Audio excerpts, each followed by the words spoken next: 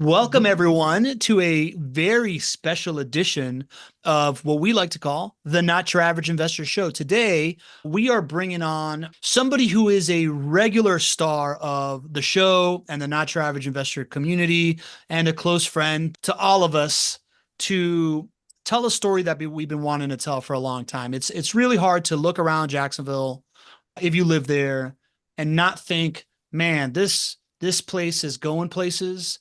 And I'm a little jealous of the people that are doing real estate here because whether I'm a real estate professional or not, I'm a busy person. I may not have the time. I may not have the bandwidth to do this. And this is the story of someone who, as an entrepreneur, mother of three, person who lives her life to the fullest, has been able to like really take advantage of this real estate boom. And I am, of course, talking about local real estate super connector, the original flow from Progressive, founder and president of Ricci Insurance, Whitney Ricci. Say hello, Whitney. Hi, it's great to be back. Thank you for having me, guys. It's good to have you on board. I am the host of the show, Pablo Gonzalez, and with me, as always, my esteemed co-host, who I affectionately like to call GC, because he does genius concepts that he shares on the show. He knows how to generate cash flows for his investors. He's a great co-host, and because his name happens to be Greg Cohen, so those are his initials. Say hello, Greg. Hello, everybody. Great to be with you. So we're going to jump into this real quick, but we do have a little tradition on the show that we like to start off with when we do our regular occurrences, because we have a lively community that joins us often. And it's something we like to call the roll call. So we're going to kick it off with it. The roll call, GC. We got the MVP checking in first, Lee Bishop. We got Joanna, our community manager. If you need anything in the chat, you can reach out to her. We got the man that we call the Shaw man, Nadeem Shah from the West Coast with his traditional good morning, good afternoon. We got the patron Santorios of Northern Virginia, Michael Santorios in the house. We have Susie Becker here with us. Susie, I think that you must be an invite from Whit. I don't recognize your name, so hope you like this format and you join us on Tuesdays when we do this at 12:30. And of course, the maven from the mountains of Denver, Miss Leslie Wilson in the house. And I see some familiar names that I also recognize here in the attendees that I haven't checked in. I'm not going to blow up your spot, but it's good to see you too. Oh, DM pop up. Is it my dad? Is it my dad? It's your dad. It's your dad and your sister and your mom. Papa, Now I see the welcome. name as well. So it's very, very happy to see them as well. A little intro, since I assume everybody here knows Whitney already. She invited you all to this special webinar. Greg is the co-founder of a group called Jacksonville JWB Real Estate Capital in Jacksonville, Florida. They have, over the last 17 years, pioneered this way of investing in real estate for regular folk that don't feel like plunging a toilet or putting up a sign to like land a tenant, and make it really, really passive to buy, own, and build a portfolio of rental properties as a regular everyday person that doesn't consider themselves a real estate investor. I'm one of those regular everyday people. Whitney's one of those regular everyday people. Greg is a true expert in real estate who has actually figured this thing all out, built a company of 100 folks plus, has been written about on the front page of the Wall Street Journal a couple of times, won an Ernst & Young Entrepreneur of the Year award. Greg, do you need any more compliments? Is there anything else that you'd like me to highlight? I think we're good. I think we're good. It is awesome to be here, Whit, and thank you so much for being here and bringing your crew and your family. My dad and my mom show up for the show on Tuesdays as well. So, I mean, it just makes it all that much better to have the family around. So appreciate you guys being here. And really, I know this is a story that we've been dying to tell because it's so impactful and your story is really inspirational, Whit. So can't wait for everybody to learn. Thank you. And I'm glad that we're putting this together. I mentioned this in the invite email and we mentioned this on social media, but when we did the Not Your Average Investor show talking about the world changing tort reform legislation a year ago, I was so excited to talk about that. And I'm talking about insurance, but it came up several times in that show that I was a JWB investor as well. And that show, I know a lot of my clients have watched that show. I know a lot of people have watched it back. And I think that they go to it to learn about the tort reform, but the follow-up questions that we heard were, wait, how in the world did you have time to get all these houses? Like when you're everybody talks a lot about how I'm always doing the most and always so busy. And so, at first I was like, wait, are people going to think that I'm one of those people on Instagram that's trying to have you make $1 million from home by posting ads and selling education? And Pablo assured me that nobody reads me that way. Nobody thinks that I'm a cheesy So I even put in there like disclaimer, I am not selling you anything. I'm not being compensated unless of course you get your insurance from me, which we fully expect that you will do. But really to hear, it's really cool to hear about the interest that there was in a sort of non-traditional real estate investor journey that is mine. So I'm glad to share that with you guys today. Thank you for joining. Great setup, Whit. I love it. I think when I was talking to Greg about this show, I was like, Whit's the storyteller. We should just get out of the way and let her take it. You're already proving me right. Let's start somewhere. Let's start with this idea that you've built a business on the back of essentially being the super connector of real estate investors locally in Jacksonville. If I'm not mistaken, you were doing that before you were actually investing in real estate outside of your primary home. And so I'll take it back. I'll take it all the way back to the real beginning. So the real beginning is I talked my husband Rich into this dream that I'm going to leave my job at State Farm where I have a steady W-2 income, and I'm going to start an insurance agency, and we're going to make no money at all in the beginning, but it's going to be awesome. It's going to be awesome. Just buckle up. It's going to be awesome. We're going to build it. And so he gets on board with this. I leave State Farm, open my agency. 6 months later, I find out that I'm pregnant with twins. And so that means it means so many things. It means I need to hire my first employee. It means we need a bigger house. The house that we were living in at the time was only 2.5 bedrooms. Scarlett, when the twins were born, Scarlett was only 2. So it was an insane time in our lives. And in that, about 45 days after I found out, literally the day that we found out that we were having the twins, we already had an appointment with our real estate agent. And we went, looked at 7 houses, the 7th house. I was like, this is the one. I wrote a letter to the seller. Turns out they had twin grandchildren, and they were like, girl, buy our house. So we did. But what that meant was, this was in 2015. Rich and I bought our first home as, young, almost newlywed age, time frame in 2007. So in 2015, we were still like $100,000 upside down in that house because it was purchased at the peak of the real estate market. So we didn't have a choice. We couldn't sell that home. So I found myself in this crazy lifetime as an accidental landlord. And it was really one of those things I never sat down, sought out, desired to do, wanted to do, but it was, these are the facts. This is the situation that you're in. This is the path to how you make this work. Greg, you may remember that this is when you were not taking outside people for property management. That's true. Because out of necessity, I am such a big proponent of professional property management. Now I shout from the rooftops because, we couldn't afford it. They weren't taking it on anyways. And that first year or two, we really couldn't justify paying for it because we were just on such a tight budget in that season of our family and of my business. So it was horrible. We had, I won't go into too many details, but we had to get an attorney involved at one point with those first tenants. So after that, I tried to hire another property manager, which didn't work out. My home sat vacant for 5 months. JWB started taking on outside clients, and then they had it rented within 2 weeks. So I was like, oh my gosh, thank you so much. Please, yes, take it, and manage this property for us. So around that time, so we had that. I was a landlord. We started saving, and I was in a good position because I had been saving for years to open a State Farm agency. And they expected you to have a certain number in the bank to invest in marketing and stuff. So we did have that cushion when the babies were small. But when we started getting a little bit of extra money, we were, what could we do with this? And that's when we started private lending.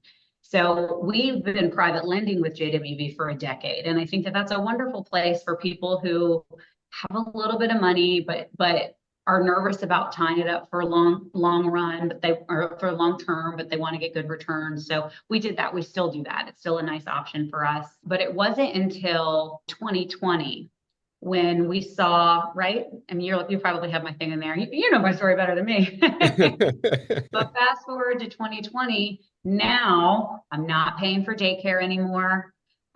We paid off a car at this time. My business was in a much better situation.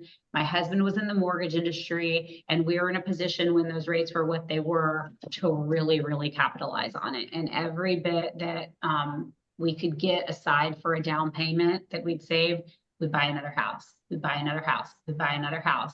And when I think about that time period in our lives, I'm literally trying to navigate running a business through a global pandemic while figuring out how to homeschool, virtual school, like a first grader with twin 4-year-olds. And I'm not proud of this, but I did turn and say to my husband, I am positive that they are going to let Scarlett out of the first grade, and this school year ends now. I'm done. I'm done.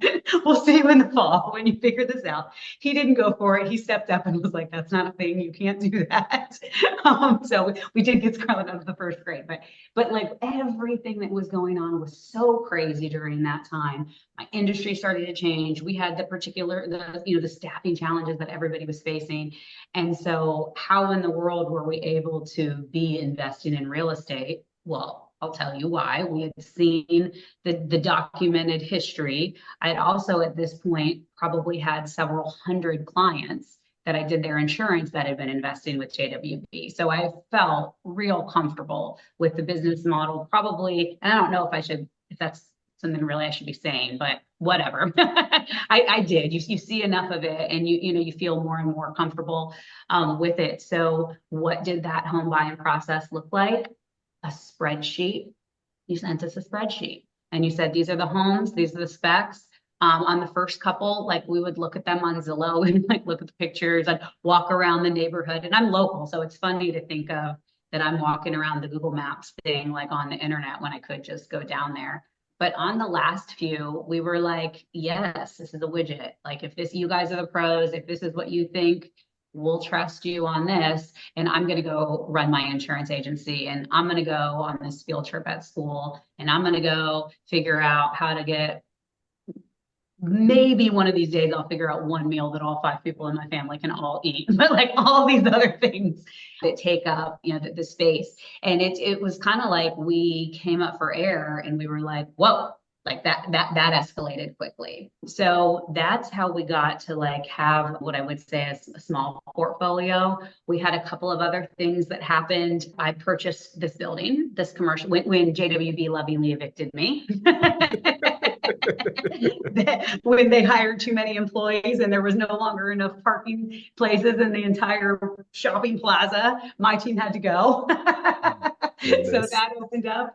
Hey, but you notice the theme here? I was an accidental landlord before, and that worked out. And I was an accidental, building owner here. And like, thank goodness, because my team has grown exponentially, and now we have a place to put them, which we wouldn't have had. I was never going to leave. I don't know where we would have put all these people, but anyways, that worked out. So that happened. And then we did do a unique thing. I was able to pick up a couple more in 2022 because we had a unique property that we purchased. We had a condo that had a large amount of appreciation. And so we were able to sell that and do a 1031 exchange and bought the last 3. So okay. What a story, Whit. I love it. There's a couple things I want to, double click into that story real quick. So it basically covers everything we want to talk about. I want to talk about. So the webinar is now over. No. I think, listen, I think the story is really engaging. The idea of you being able to do this, if I'm hearing it without the context and without understanding all these different things, can sound like, well, that was a wild ride. Whitney was able to do that because she's Whitney, right? Not a, hey, I've seen this many other times with many other people, and let's talk about the places where in the brain it pings that it's just like, yeah, this we need to click into, right? So a couple of things I want to talk about, and I'm going to bounce it off GC and you, but the idea of professional property management, to the moment of you all taking, noticing a moment in time where it's time to make a move and seeing an advantage, taking advantage of it. 3, the idea that during the most crazy period of your life, you can be buying homes, which is a crazy thing, right? Like when you're doing it, anybody that's bought their own home understands. 4, the cognitive bias of seeing it happen around you and how valuable that is. And then, at the end of the day, I want to end on this idea of how we see this all the time. So many people accidentally get into real estate, and for whatever reason, it ends up working out. So is it luck, or is it just like, can you make your own luck by getting into this stuff? But let's start there at the beginning of the story. You became an accidental landlord, and one of the Mhm. things that I think when people think of like passive turnkey and passive real estate, they first need to be able to move past the idea of, I'm going to do this all myself, and it's worth bringing on a property manager in order to like take the load off.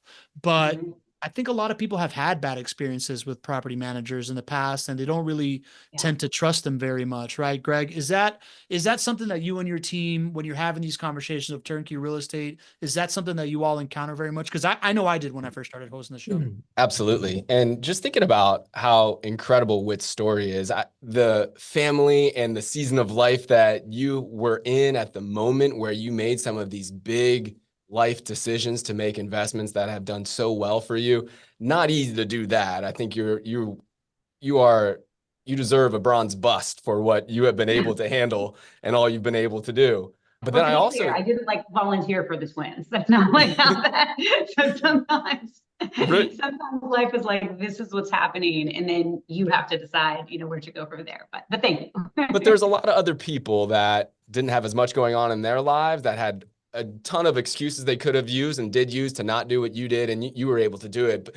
But not only that, the experiences that you had prior to this, I wanted to focus on that and just kind of recognize the courage that you took, that you had to do this, because you were a product of 2007. You bought your own primary residence in 2007, and in 2015, it was still underwater. You knew that in essence did happen to you, even though it's extremely unlikely it'll happen again anytime soon. But you had that experience, and then you had your own property management experience, which was, Right. terrible prior to working with JWB. So you overcame all of this stuff, which usually holds people back. And, Mhm. not that many people were investing in 2007 now than when we work with new investors. That many have not, but they still have that same fear. And Mhm. so that's really one that is difficult to overcome. I think for the last year or two, everybody is saying real estate is going to crash. It's going to, when is it going to, wait, it's not crashing. Wait a second. It's still going up in value. Why is this happening? People still have a hard time getting over that. But the Mhm. property management one is the one that hits home the most, especially if people have had a bad experience with a rental property. It's almost like no matter what the return on investment is, in their mind, they're like, it's not worth it, because the fear of traditional property management and how it negatively impacts conversations with your spouse and Yeah. takes away from the fun of weekends or late nights, Mhm. because you've got this, in essence, a second job. And Yes. so, And those were I real, think, actual. Yes, right? Is we that did how you have, felt prior to tension this? in our, yeah. And it's funny. I think that the theme of why I have the perspective that I do on both of those things, the first, buying a house that in theory on paper was a dog for 15 years and somehow still became a real estate investor, and also the piece about valuing professional property management, both come from, I have an incredible sense of urgency. And I can make a decision and I can move quickly. And I'm very tuned into the missed opportunities of when things take too long. So when you look at, buying the house in 2007, I talk to people about this a lot. For like literally for like 15 years, you would have said, Whitney, buying that house was like a bad financial decision. You're underwater in that house. Well, guess what? None of that matters, because now I'm majority of the way paid through the mortgage. It's pretty, and this is again, I did not purchase this home from JWB. So when I say it's most of the time covered its carrying costs, that's not a reflection of any of so just know that piece of it. But just real estate in general, it doesn't matter if I spent 10 years underwater or whatever in that property. The only thing that matters about that property is when I'm actually ready to sell it. And if I can afford it and I can carry it. And now, if you look at that on paper, that property purchased in 2007 at the worst time is actually, at this moment anyway, a phenomenal investment. And so why? Because I didn't wait. if there would always be an excuse to not to. So I bring that up because in theory, that was the wrong decision. It was a bad decision. But with real estate, if you do it and you get into it, if you wait long enough, and you have to be in a position where you can wait long enough. If somebody is 75 years old, maybe not the best time for them to gamble on money that they're going to need in 5 years. They should probably talk to you about private lending. Would be a good candidate for that. So that's the first piece. I feel like I've experienced firsthand that if you just take action, for me, generally it works out. On the property management side, I felt acutely aware of what it meant to me every week that went by that my home was not rented, for example, and how, I mean, I still, I mean, I can't believe I'm saying this because I don't know who's on this webinar, but I mean, I kind of feel like their lack of effort or lack of prioritizing us. I mean, I don't want to say like I feel like they owe me money, but like to me, it felt very personal. And I felt that, you know, they were not working towards making me a priority and getting that house filled. And because I wasn't working with an expert in the field, that delay of getting the home occupied, that delay in future potential property turns, like time is money. So I mean, Rich laughs at me when we get the thing about making the maintenance requests. If I take more than like a day to like make a decision on it, he's like, if you wait until the weekend, then they're not going to be able to start, and then that could. So I'm on board with that, you know, with that now. But I put a tremendous amount of value in somebody that's going to help me save time. So such a likely story, Whit. So I want to key in on two things there. Number one is this idea on the show, we've really started to adopt this moniker of just like, it's not about waiting for the right time to buy real estate. It's about buying real estate and waiting, you know, because it does over a full market cycle. It has shown to perform very, very well, create wealthy people in America for ages and ages and ages, right? It's always commonly referred to as like the spine of the American dream, essentially, right? Like this upward mobility that we all have at this in this company. And in that light, if what you're hearing about, if wanting to invest in real estate is something you've thought about for a long time, and you're hearing this, it makes some sense, and you just want to put something on your calendar to have the next conversation, go to chatwithjwb.com and just pick out a time that looks like it works for you so that you can take the next step in this and just find out more about everything that we're going to talk about. Chatwithjwb.com, pick a time that works for you and go. And then second, I just wanted to real quickly, GC, what is the difference between a professional property manager and a part-time property manager? What are the questions people can ask? What are the things that people can look for as quickly as possible to help them if they want to do this, and maybe they already have real estate or they're thinking about this and they just want to feel covered there? How can we tell what a professional property manager looks like? Yeah, absolutely. I think that's a great question and something we can really help educate folks on, because that story that you were just telling, Whitney, is very common. And you mentioned you almost felt like they owed you money, but in reality, what you absolutely felt is that your goals were not aligned with their goals, right? Mm-hmm. What people don't understand is that in property management, there's a lot of ways to perform a task that not necessarily contributes to a return on investment for you as an investor. There's ways to keep your house rented without driving return. And unfortunately, most property management companies are built in a way where there's a misalignment of goals. Did you experience that, Whitney? Well, Greg, I was so green at the time that, like, I mean, Pablo mentioned about when you try and self-manage the issues that can come up with like tension in your marriage and like just this added stress. And I mean, I remember having, Rich having to work and me begging our handyman, like, will you please come meet me at the house? Because like, I don't know if I feel safe like that. I mean, that kind of, you don't need, if you do it. So that's in the self-managed side. So when I decided like, I just can't do this, again, my green mindset, I pretty much thought that all property managers do is place the tenant, collect the rent, deal with the random calls when like something breaks. And so I had no idea that there were a whole spectrum of competency with this. So when I picked somebody to hire to professionally manage it, I just, I didn't do a whole lot of research. I just thought like, I will not be managing it. I will be hiring a professional property manager, and didn't even know the questions to ask about what makes a good one versus a bad one at the time really thought that they would all be pretty much doing the same thing. And that was That's what not. we say. You know, when most people unfortunately get into rental property investing, they switch the order of operations.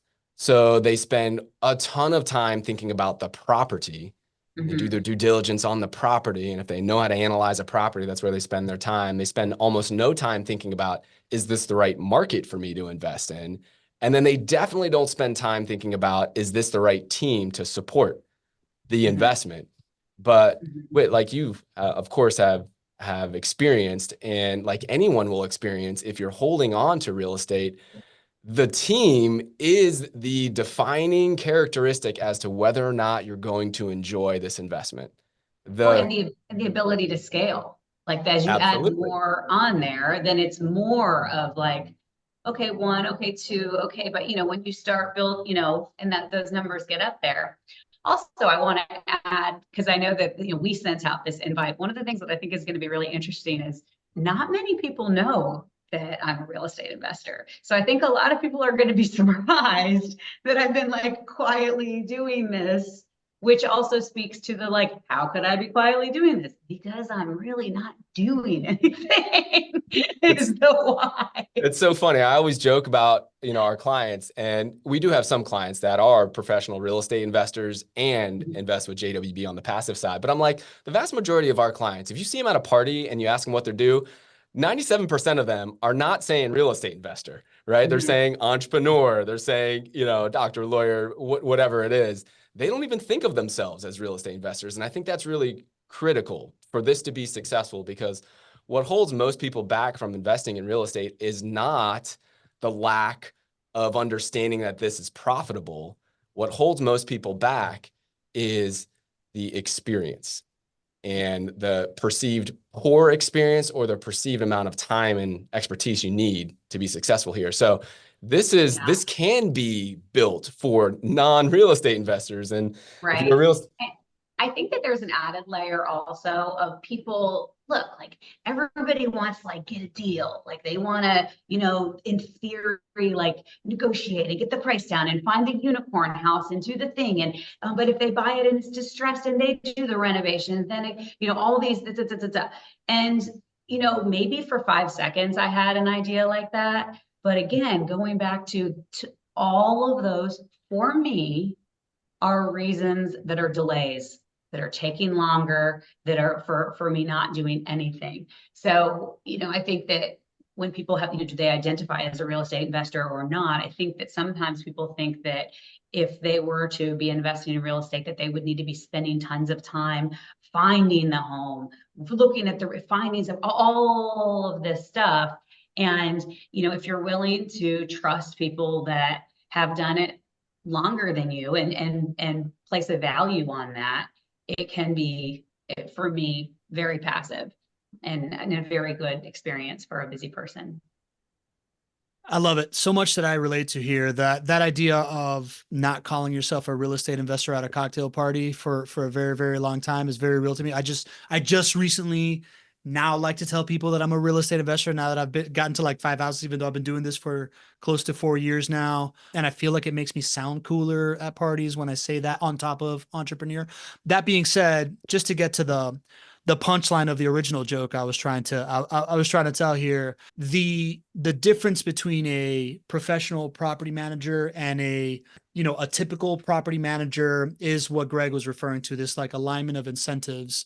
And what we've noticed over and over on the show is, and we talk about a lot, is that most property management companies make somewhere between 50 to 60% of their revenue off of tenant placement fees, which means that they're doing best when you don't have a tenant in the house. So they're incentivized to have these turnovers often. And yet the people that really succeed in real estate that have this great experience, they enjoy a long-term tenant stays. They enjoy people that live there for 5 to 10 years at a time. And that is what avoids these dinner table conversations. So this idea of alignment of incentives in signing long-term leases, having very, very high renewal rates, those are questions that you want to ask a property manager. How long is your average tenant stay? They better know, and it better be good. How often do people renew their leases? They better know, and it better be good, and they better be answering why they're able to do that.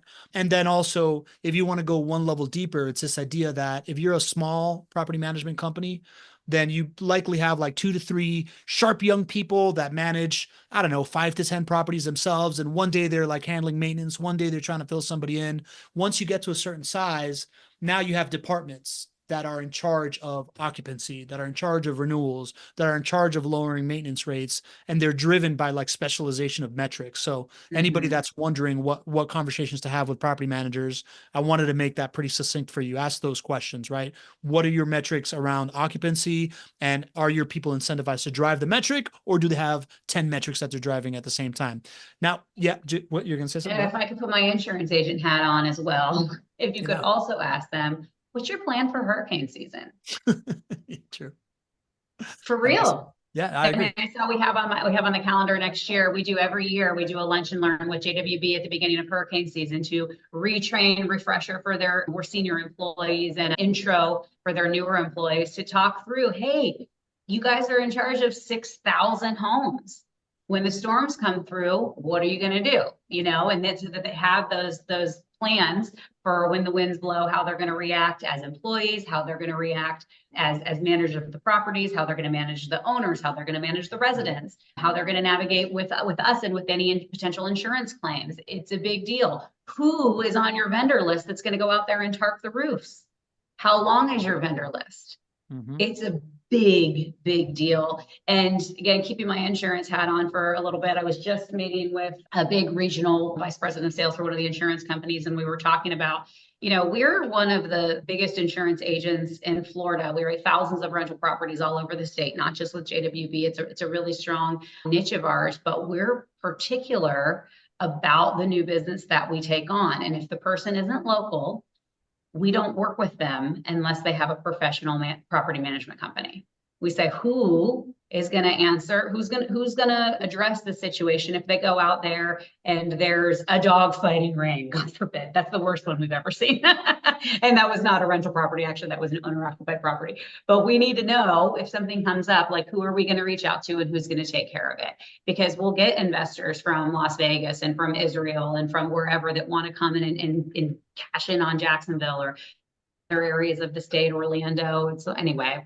And if you don't have a name for us of a human being or a business of an actual person that has a network set up to address these things, we're not going to work with them. I think that's a great point, Whitney, because we keep driving back to why was this possible for you, Whitney? Why was this something that you and Rich decided to go so strong into? And of course, you believed in the returns, but it was only really possible because there was peace of mind built into this for you with the trust that you have given to us and to my team. But, that peace of mind is what makes this possible. If people believe that this can be a good experience and that, JWB or whoever can be good stewards of your wealth for you, and it's not going to create negative conversations and stress between spouses and family and interrupt family measures, then this becomes possible. So most of our clients actually come from outside of Jacksonville. They live in California, New York, Virginia, actually 49 different states. So most are not here. So if you're thinking about peace of mind, and you know what, it's going to be hurricane season here, you better make sure that when storms do happen, because they do happen in Florida, that you're not going to have to be glued to the TV wondering what happens to your 2, 3, 5, 10 investment properties in Jacksonville, or else it quickly becomes not worth it for you no matter what the returns are. And that's why working with such a great insurance team is critical and a big value that we get to bring, to our clients. Greg, do you know about when Rich and I went to go look at our houses? No. Have you heard the story? Okay, so again, it was a busy time. Okay, so even though we're local, like we did not go look at these houses. I had an extra comfort level because I've been insuring these houses for years and years and years. You guys have the formula down, so I didn't feel or frankly, to have the time to go look at them. So we'd owned these homes a couple of years, and we were going to the movies at Regency. And Rich is like, we're going to be right by like this group of the houses. We should go look at them. And I was like, nope, I'm not going. And he was like, what? What do you mean? And I was like, I just don't see any upside of that. It's out of sight, out of mind. What am I going to do? Go look at it and be like annoyed that they're not mowing the grass or something? Like there's just no, no, I don't want to do this. And he's like, come on, this is really something we should do. And like, I'm kind of excited. Like I want to see them. And so my dad's on the thing. I'm going to be embarrassed, but I was like, hold please. So I took a tequila shot. And I was like, let's go. So we got the Hopefully car. Rich was driving. Rich was driving, yes. I took a tequila. I did it like kind of to be funny. And we're going to the movie, so I wasn't real mad about it. So, so I took a tequila shot. I'm like, I don't know what's gonna happen, but I'm gonna be a little bit more chill because I took this tequila shot. That's so we funny. go, we pull them up. We like look at the addresses and the GPS, and oh my God, it was amazing. First of all, I hadn't been in that neighborhood in a year, so I didn't know about the glow up that that whole area had had. So that was amazing to see. Our specific houses, there was so much pride of ownership. They were like decorated for, it was in January, and I remember one of the houses was like decorated already for Valentine's Day. They had like little hearts out there, and another one of ours was having like Super Bowl weekend or something. But there was like a really cute, they had set up like a TV or something in the garage, and they had like chairs over, and they had a couple friends over, and people were like throwing the football in the front yard. And I just got this incredible, like, this is amazing. These people are loving where they're living. They're taking great care of my property. Their whole neighborhood is so much nicer than the last time that I had been in that area. And it ended up being like this really great experience. And I was probably like, whoop. No, I wasn't. What a But great story. it was funny. I broke my like, nope, I'm hands off. I don't even want to see it. But Rich was right. Rich won that one. It was a good idea. So when we did it at the summit, when we did like the drive around, I'm like, oh, this is going to be like that again. That's so funny with that. It's such a, I guess it's a guy thing. I remember like when we hit our third property, I was like, all right, I've got 3. Now we've got a portfolio. We've done this. I proposed for one of our anniversaries to go check out our properties, and Marta's like, hard pass, not interested. Right. So yeah, I it's a likely story, right? Even Jacksonville residents that invest with JWB don't go see their properties, right? This is how passive the whole thing is. Part of the scope to this, as Susie Becker writes, the intentional care for the whole environment, city, community is what seems to differentiate as more than a property manager, is the idea that a lot of these outfits that do this type of stuff, they kind of like look for deals in whatever market and pair you up with whatever property manager they find. While JWB has made a conscientious bet to go an inch wide and a mile deep into Jacksonville, only operate in Jacksonville. They now operate 6,000 properties. They manage 6,000 properties. They own 300 of them themselves. They've invested into developing 20 blocks of downtown. So like this flywheel of effect of like the data that you get from it, the contractor base, the connections that you're able to get really, really starts to compound into this thing that really, they're playing at like a different level of raising median incomes and driving higher returns, which brings me to one of the topics I wanted to talk about. And it's what you saw, you guys saw back then, this idea of super low interest rates creates this opportunity. And those interest rates we all know are no longer around. But as you know, servicing a lot of JWB clients through insurance and in your network, people are still investing in Jacksonville right now. And I wonder, from your perspective, the folks that you talk to, what is it that's continuing the investment in Jacksonville that people see as the opportunity right now? Yeah, well, I mean, I bought one since since those rates were gone. We still continued. We did pick up another one, the one in Murray Hill. If you're in a position and you're interested in real estate and you want to invest somewhere, I mean, you kind of look at it scientifically, and you want to be in a city where there's a lot of potential upside.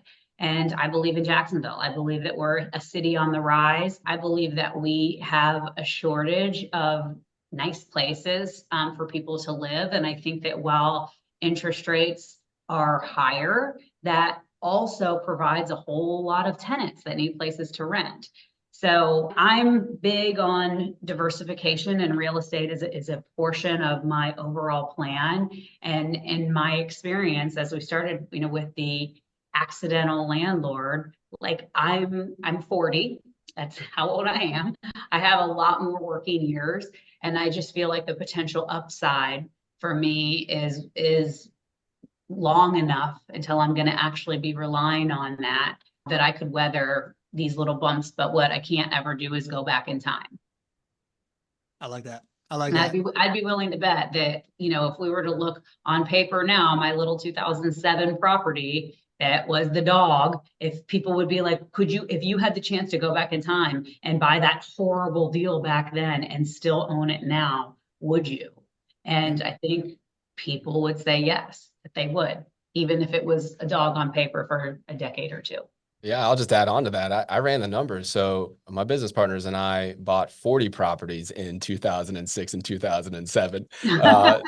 So we know exactly how it feels to have a hope and a dream and build a real estate company. And then within, a couple of years, see the market values of those properties drop by 30, 35%. I mean, we really have seen the worst case scenario here. And so I ran the numbers because I constantly get that question. Oh my gosh, whenever I would tell people that I invested in 2006 and 2007, they used to look at me with pity, like, oh, I'm so sorry that you did that. Yeah. So I actually ran the numbers, and it's a beautiful story about how actual home price appreciation works and why real estate is so consistent. Because if you actually look at what the historical average for home price appreciation is over the years in the Jacksonville market, it's about 4.9% per year, going back over 40 years. Well, I ran the numbers from 2006 to when I bought till 2023. And guess what? The average annualized home price appreciation, a little bit over 5%. And it just shows that this mantra of buying real estate and waiting with an expert team to support you, that is an opportunity to have a significant part of your financial plan realized in something that is non-traditional, right? Diversification, like you mentioned, Whitney, is really important. I think it's a need in this country. We tend to have all of our assets in certain traditional investments. Well, this is the way that it's possible. And, it's not as mythical about how you become a successful and wealthy individual when you know how you can see real estate working for you. I just remembered just now a very funny conversation that I had with Alex when, we were like 25 years old or something. And you guys, the business was new, and he was like explaining it to me. And I was not your ideal client at 25, but he was still like, this is whenever we were all figuring out who we were. And so he was kind of like soft pitching me on real estate in general, and I'm asking questions. And I just remember him like these statements about real estate in general. I was like, but what if this? Like, what if prices go up or something, and people, there aren't renters? He's like, then you sell. And I was like, well, what if, prices go down? And anyway, there was just always the out. There was like, well, then that means that the opportunity is here. Well, then you do this. Well, then that means that the opportunity is there. Well, and so yeah, at 25, I don't remember those specific instances, but I remember Alex making it be like, that's fine. It's fine. There's a way out. There's a way out, because you own a thing. You have an asset. You have a commodity that you can sell or you can rent out. You have a lot more options. Yeah. And I love the very tempered, very rational approach of, hey, diversification is good. I want to diversify into real estate. Hey, long-term fundamentals are always good in this space, and they have more options than people know until they get educated on it. And I want to be in this asset. For me, the thing that makes me excited, and the reason why I recently bought a duplex to get the 5 doors and like all this stuff is what's happening currently in the city, right? Like it's this idea that, we've done a lot of data and a lot of research behind this of downtown urban cores and how they affect the home price appreciation of the area. You look at Nashville, you look at Austin, you look at Charlotte, you look at Denver, and you see that these sleepy downtowns that came online and became something have turned these into markets that everybody's like, oh God, I wish I would have bought there 10 years ago. Right. And the fact that we now see Jacksonville, we see the stats of going from 3,000 residents in the urban core to about to eclipse that magical 10,000 mark, where all of a sudden that makes sense for all these other types of developers. And we talk about that on Links That Shows, and it being on the precipice of going from what we call an 8-hour downtown where people just go to like work and then go home, to a 16-hour downtown where people go like work, live, play, and entertain themselves. And knowing that that causes this like jump in the home price appreciation that we've seen in other cities, that I personally lived in Miami, and knowing that this is coming, to me, is the most exciting part, right? Like I see it as this like giant insider stock tip of like, hey, company just released this amazing thing, but they've got these 10 other things and they're about to be the greatest company ever. I see that in the city. So that to me is the thing. But I think it still bears to question, even Susie put it in the chat, interest rates, still high. GC, what's the argument for right now being a great moment to go to that chat with jwb.com, setting up a call, and maybe not waiting for interest rates to drop and getting in on all of this? As long as I've been investing, there have been reasons to not invest. And Whitney, you talked about a number of them back in, when you started to invest in 2020. There were 1,000 reasons to not invest, and many more scary than just high interest rates back in the day when you were investing. But the thing that we know is that real estate works long term. But I think when you're starting to ask about interest rates, I think most people have just they need to think about what really happens with interest rates, and think about what steps you can take today to help your financial future if you really, really think about interest rates. All right, let's take a second. So right now, interest rates are higher than we want. And everybody and their mom believes that interest rates are going to come down at some point. Jerome Powell, the Fed chair, has said that interest rates are going to come down at some point. If we know that higher interest rates have slowed demand from housing like they have, what do we think the opposite? What do you think is going to happen when interest rates come down again, right? We would think that the opposite effect happens. And when demand goes up and supply stays constant, demand goes up. What that means is there's short-term home price increases. And these short-term home price increases can be substantial, right? Just like we saw in 2020, we saw very limited supply and we saw high demand, and that led to significantly higher home price appreciation. Well, with interest rates, what nobody is talking about is that interest rates right now are higher, but when they come down, you're expected to see significantly more demand. And guess what? We still have very low supply here in Jacksonville and across many markets in the country. So what many people are not talking about is the best way to take a step forward financially in real estate is actually to think about what happens when interest rates come down. Because interest rates and loans in this country are such a beautiful asset. Many people don't realize that in the United States, we have access to debt, to these loans that are so much more advantageous than other countries.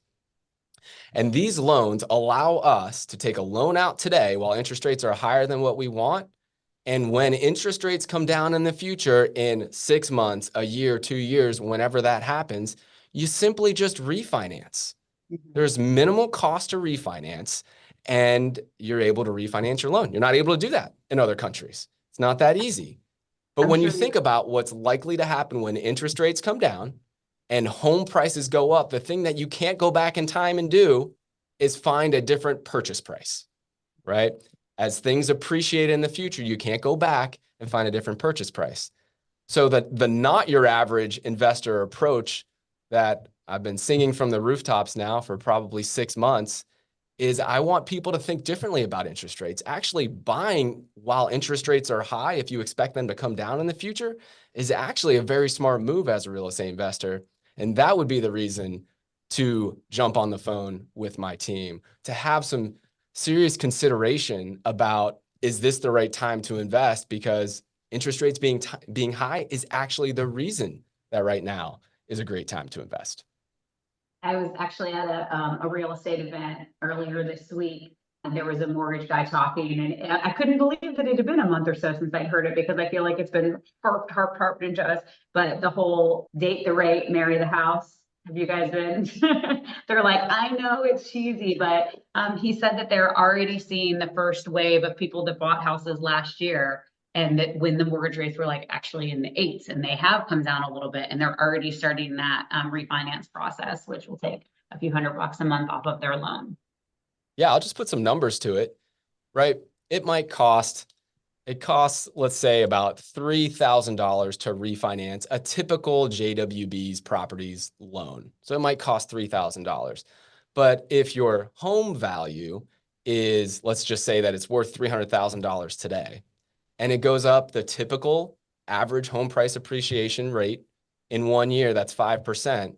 Well, that's $15,000 of return, of appreciation, of equity that you would have earned.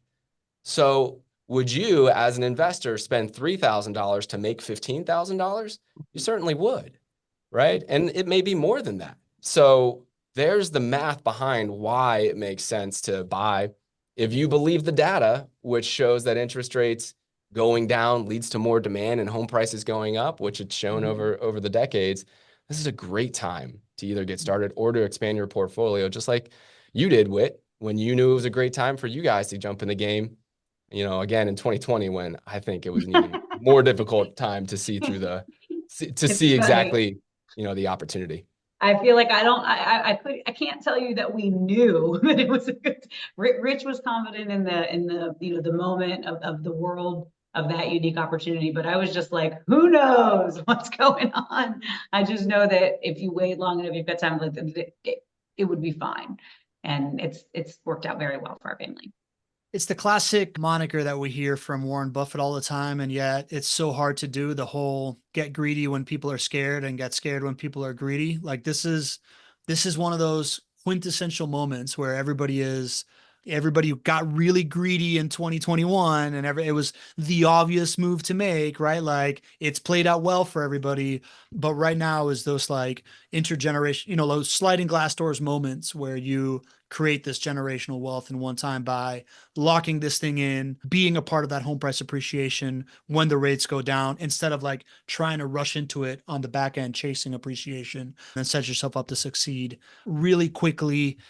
GC, I could have sworn you told me that there was more to that though, right? There is this idea of locking in before rates go down, but aren't you guys doing something special for Whitney's friends right now? We are. So, this talk track of like, oh, I want to invest, but I'm going to wait for interest rates to go down is one that we've heard quite often. And I help people see the other side of it, like we just talked about. But it'd be a whole lot easier if interest rates were just lower today for individuals, or at least as low as people think it's going to go down to again. And so, we here internally here have kind of heard you, and we have a special opportunity because of our lender relationships to actually buy down interest rates for our clients. And so we actually just announced on Monday of this week an incentive package for new clients. So anybody on this call who might be a new client, and current clients for both of you and anybody else who's a current client, where JWB is actually going to be buying down your interest rate 3/4 of a point, which means that it's very likely that your interest rate when you buy a JWB investment property will be in the low fives. And so if you think about, this idea of waiting till interest rates come down, I think it's pretty likely that interest rates are kind of going to go back to, call it, low fives. Again, it's kind of like the middle road of where we've been over the last decade, let's say. So this creates an opportunity for you to be able to buy your investment properties right now. JWB buys down that rate to probably what it's going to go down to at some point in the near future. And you can kind of take that interest rate conversation off the table. You get the best of both worlds.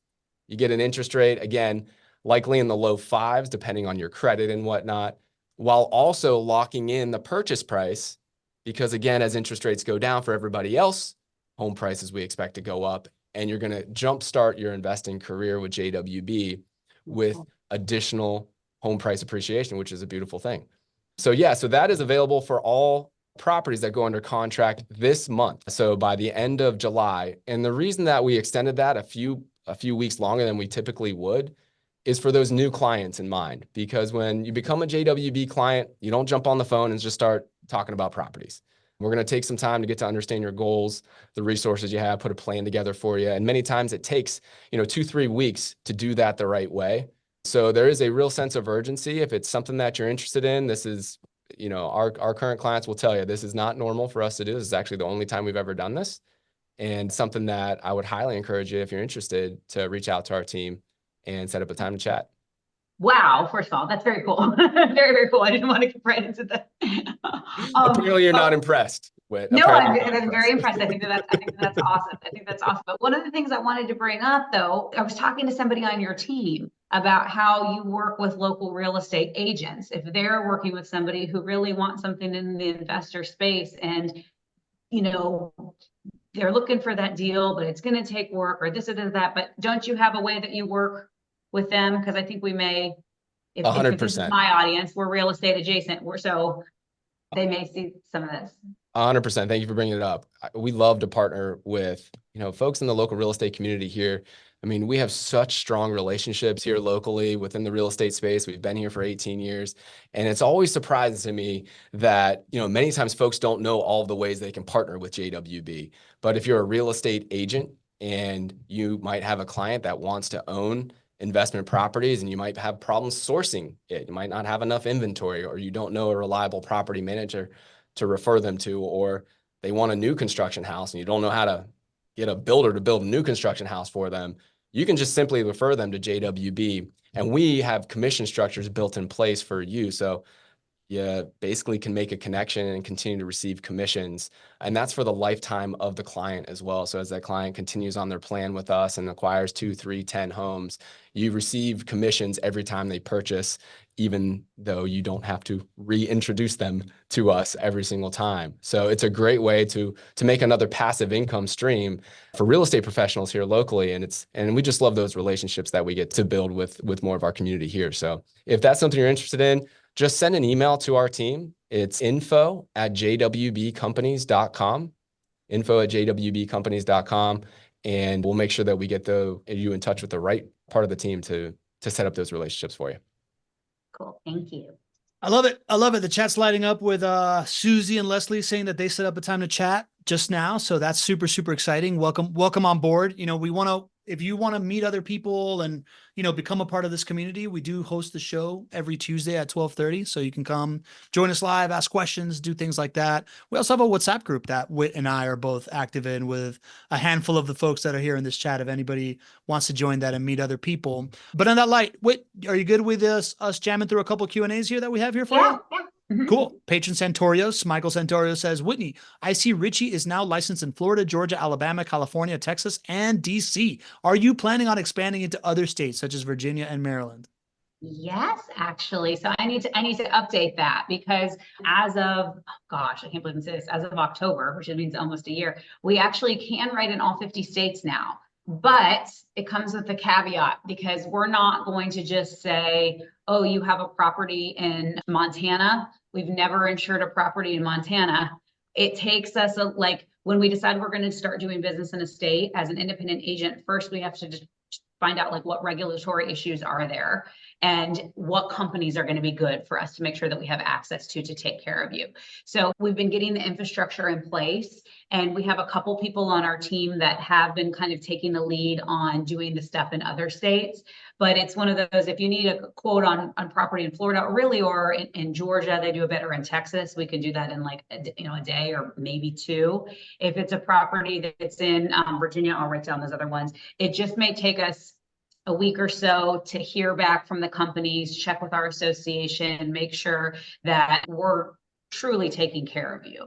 We don't want to just rubber stamp it. That I take very seriously that we're an independent agent, that we have options for our client. So just because we are able to write business there, if I only have one carrier, if that carrier is not the best carrier, that's not where we would drive our focus. But we'll be glad to continue the convo.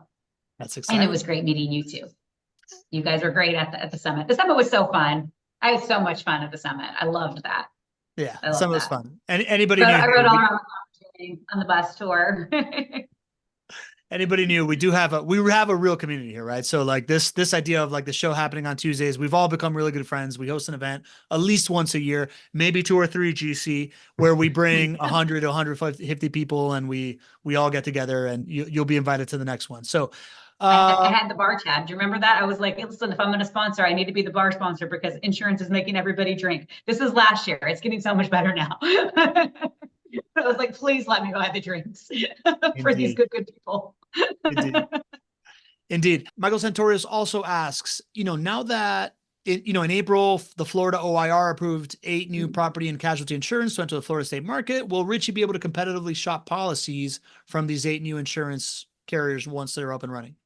Yeah, so we've got most of them. So the good news is that this is what's going on in the markets. The carriers that are filing rate decreases are, I would say 80% of the time, they're not the core companies that we're working with. Now, that being said, I was shadowing with one of my new team members yesterday on some software, and she was downloading a renewal policy for one of our real clients, and their policy came in and it was $400 less than last year. And I was like, it's happening. Like, we're finally starting to, like, the real people are seeing it.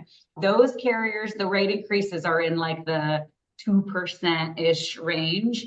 But what is wonderful, one of the biggest companies that we work with and that JWB works with, American Integrity, just came out on the 3rd. I can send a follow-up link of their article.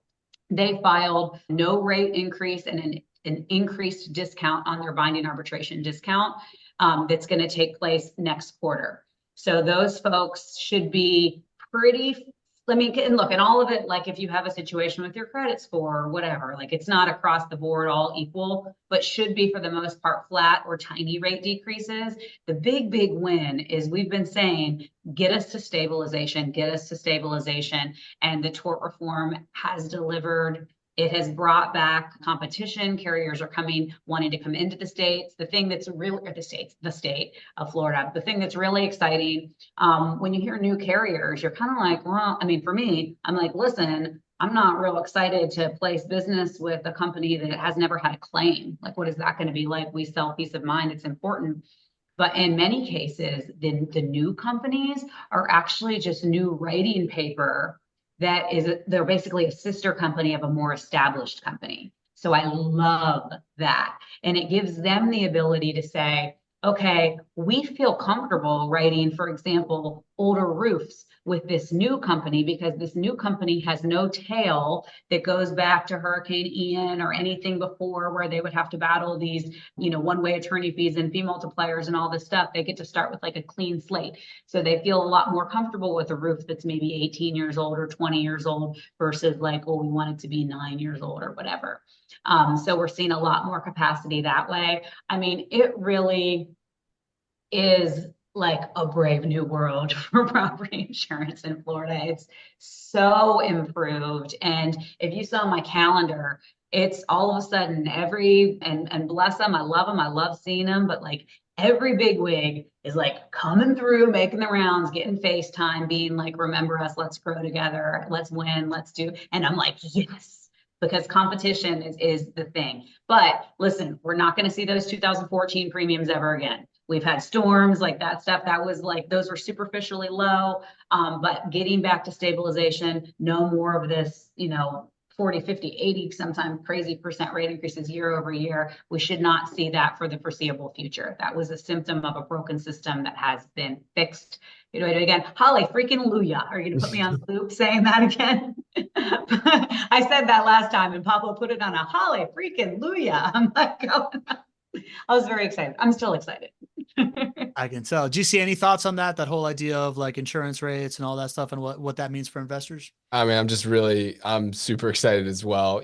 While investors have won since 2020 when it comes to home prices going up and rent prices going up and things of that nature, it still has been really painful to see those insurance costs, hitting our pocketbooks. So we have been waiting, and Whitney, you've been incredible leading the charge here, going up to the Capitol. It's been, and thank you for acknowledging that. really has been a tremendous amount of work. It's like, look, what are the things that we can do? I can staff up. We've quadrupled the size of our staff to try and meet the demand for making sure that because it's not just the rate increases with the remarketing. We've got people losing their coverage. And we've got to rewrite one of the statistics between the 2-year period around 2022 when we went through all the carriers going into insolvency, 1 million policies were rewritten by Florida insurance agents as a result.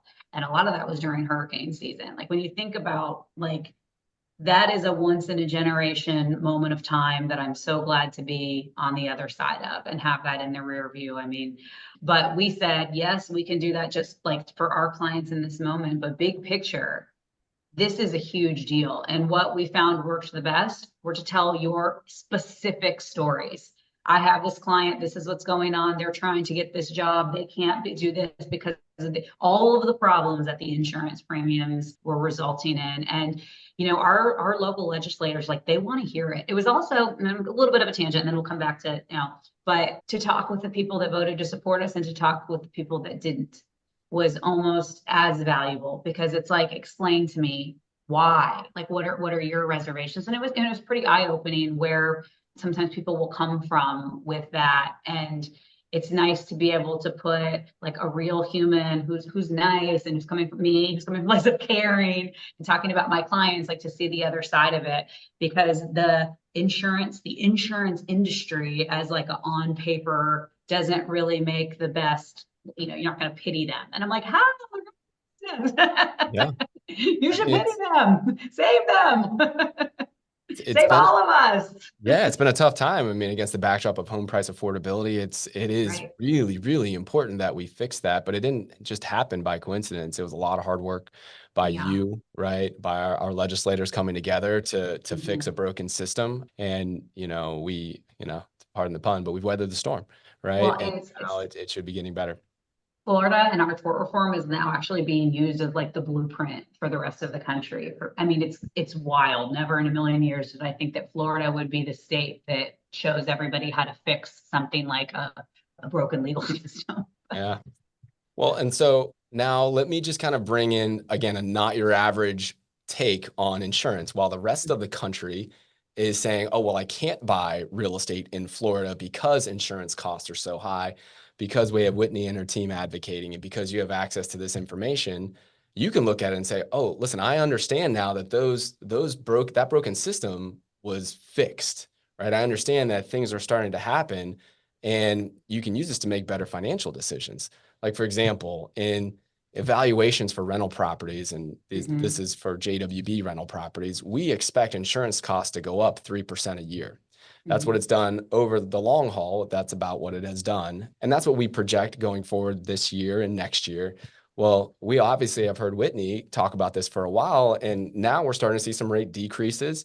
May or may not happen, but we feel really good about under promising and over delivering when it comes to the insurance cost expectation. So you as an investor, these are hidden ways that you can get additional rates of return and better cash flows for yourself than honestly what is on paper, than what the expectation is. This information, this advanced knowledge on insurance is absolutely going to increase cash flows for those who buy properties now, and will increase rates of return for many years to come. And if I do say so myself, I may also throw in there that our agency, and because of our partnership and our advocacy and our long-standing relationships with some of these companies, we have more capacity to write things that no other agents can do. Slightly older roofs, homes that are of an older year. The carrier that just left has a cap on, we'll only work with people if they own 10 properties or less, unless they're a Ricci client. And then we just have a separate line that we can write as many as, because they know how we operate, they know who we work with. And so those kinds of things, we never really get an opportunity to tell that, and it's that's what's going on, because people are just yeah, I bought a policy from you. That's you sell, I buy, you're welcome for your business, kind of thing. And sometimes I'm but I would like a little bit of credit, because you don't know how hard it is sometimes to sell in this market. I know. We have to exchange, underwriting capital, underwriting favors like currency in this market. And so that's been, and a lot of that is tied specifically to JWB. Remember the days when we went all those years without having to get 4 points? I do. That went I away, do. but that was like, what was that, like 4 or 5 years? Yeah. We got like a blanket exception for just JWB clients for the underwriters to go look at those walkthrough videos instead. And That's there's pretty still cool. so much value that we have from being a partner with you, right? Just setting the right expectations on what insurance costs should be. In the real estate space, people have underrepresented what insurance costs are expected to be, and then they own the property and they wonder why they don't have as much cash flow. But we Yeah. don't have that problem because we have you and your team looks at our properties ahead of time and sets what those insurance rates are going to be, so we can accurately estimate, for our clients. So just an incredible partnership we have with it's they might not all know all the details, but I know the details and I appreciate Thank you. you. Just for the Thank you. record, it's something I've known for 22 years. It's good to be friends with Whitney. I'm just saying. It comes with a lot of perks. Two last questions, rapid fire. Jen Filson is asking, can we share with Susie and others the training that Greg and I created? We do have a course. I think the trick here is that course costs money if you sign up for it online. But if you go to chatwithjwb.com, plan a call with the sales team, I'm pretty sure we can find a way to get you that for free. So that's the Oh back gosh, this end is of it. because I said that, isn't it? Yeah, go to chatwithjwb.com and Well, you're get, welcome. yeah, I I appreciate didn't it. know you were doing that. Sorry. It's cool. It's cool. And then Leslie Wilson also asks, interesting that Whitney's an independent agent instead of a captive agent with State Farm. Can you ask her about that? Anything that you want to share about that, Whit, of like Yeah, your yeah, choice to and do that? I'm actually in a really kind of warm and fuzzy space about this because I worked at State Farm for 7 years. I went through the process to try and open a State Farm agency. I thought it was my dream, and in my young adult life, changing my dream and deciding, no, I don't want to be a State Farm agent. I want to open an independent agency was like one of my first big, brave decisions that I made. And really, it came down to Florida is a really unique state and insurance just isn't a one size fits all. So for me, there were a couple things that were happening right at the end, right before I left, where I just felt really strongly that I needed to be in charge of what I sell and what I provide clients, and I need to have options. And with State Farm, you can't do that. Another reason why I'm specifically in my feels about this is because on paper, so I worked for the State Farm agent. I learned how to run an insurance agency there, right? Like one could be like, oh, she taught me everything I knew kind of thing. And I had a great relationship with my boss. And then I left and I opened up an insurance agency. Now I'm like right now after JWB kicked me out, I moved basically like right down the road and in competing. And life's busy. We do a terrible job of staying in touch. But I recently found myself on the same flight as her coming back from Denver. This was only like a month ago. And I'm sitting here, and it was amazing. We had this wonderful reunion, and she's like, "I'm so proud of you. I see all the stuff you do for our industry. I'm so proud that I had a part in that." And I'm like, "How cool is this? That this story could have been like, oh no, I was trapped on the plane for 4 hours with the boss that I left that I went, and competed with." But it was a very, very cool experience. So I think that, I credit State Farm with a lot of our training of how much we value relationships with people, a lot of great training there. I think that they, do some things really well. But for me, for my family, for my business model, it's very important to me that the power is I have the clients, variety of carriers. You show me what you've got that's the best for them, and I put them together. And if that ever breaks, then I'm like, bye.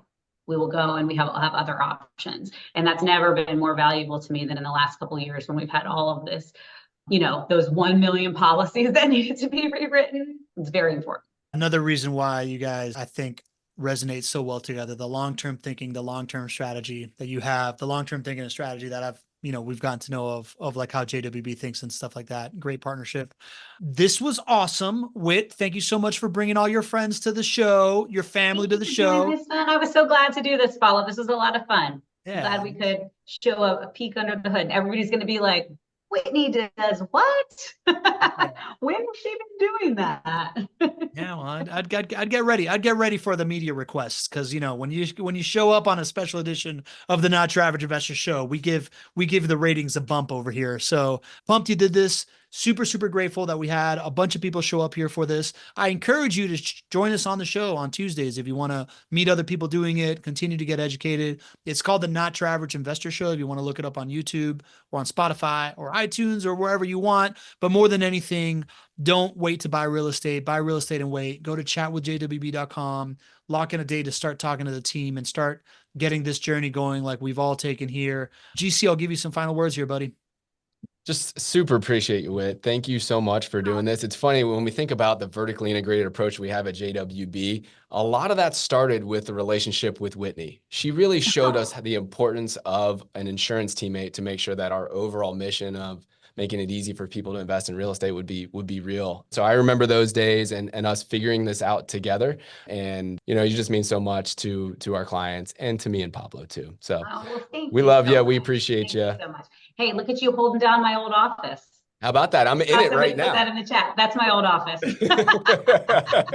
I like to spread the rumor that that's why I had to get evicted. Really, was so Greg could have a TV studio. Because our heads got this big. I also would like to say that none of this would have happened for me if it weren't for Whitney. Whitney is the person that introduced me to Greg, and her and Rich doing private lending is what got me involved investing in JWB in 2014. So this is all one giant reunion, a long time in the making.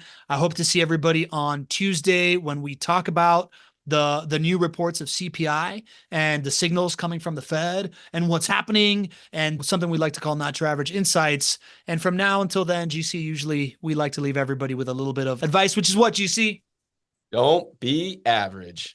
See you, everybody. Thanks, Whit.